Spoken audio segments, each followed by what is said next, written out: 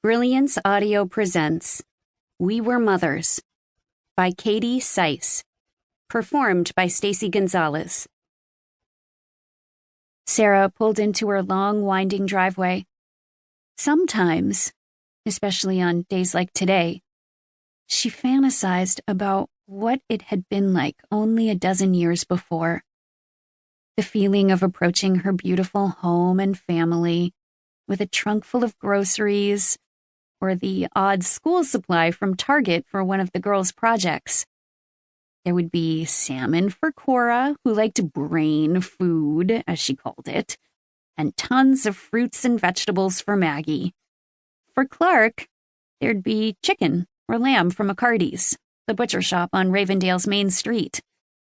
Sarah loved cooking for Clark and the girls, especially when Cora and Maggie floated around the kitchen while she chopped vegetables and stirred sauces, telling her this and that, the rhythm of their voices like a warm blanket or a soak in the tub. Clark and the girls were all Sarah had ever wanted. She knew it was more PC to want a career, too, but she didn't. She wanted only her family. She had friends, of course, but she wasn't able to keep up those friendships after Maggie died. It was far too exhausting.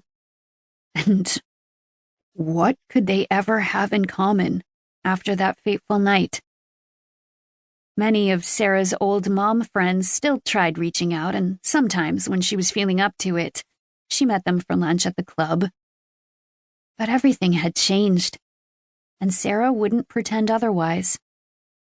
Now, when Sarah pulled into her 3-car garage, there were no groceries and no more school supplies.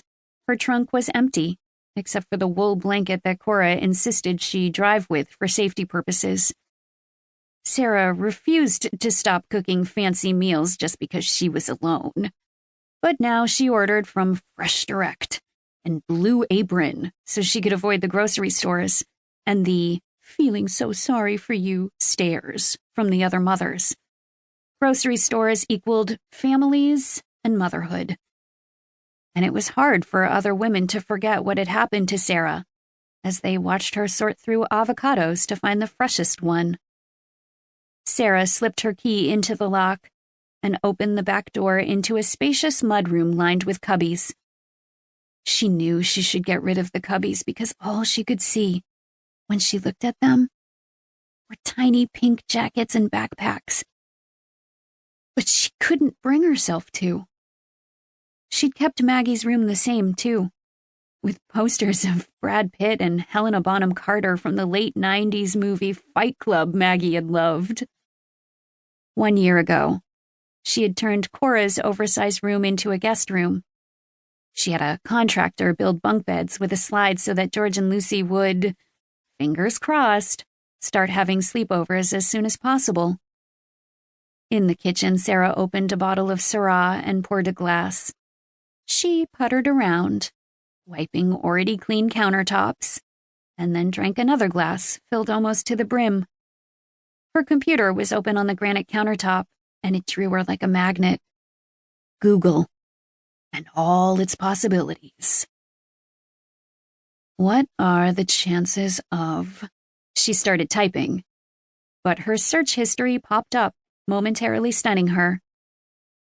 Was she really so morbid?